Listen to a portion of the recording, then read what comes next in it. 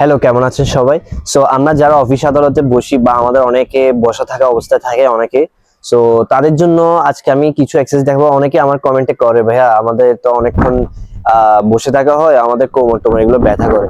So আমি তাদের জন্য দুইটা এক্সারসাইজ দেখাবো, এগুলো আপনার বাসায় করলে আপনাদের কোমর পেনটা চলে যাবে। সো ফার্স্টে আমি আপনাদেরকে দেখাই।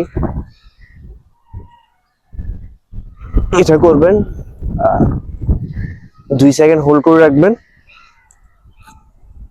সেম ভাবে এটা 2 সেকেন্ড হোল্ড করে রাখবেন। এটা 10টা করে একটু ধরে রাখবেন। জাস্ট এটা ধরে রাখলে আপনার এই জায়গাটাতে কিন্তু প্রেসার পড়বে, বুঝছেন? এই জায়গাটাতে।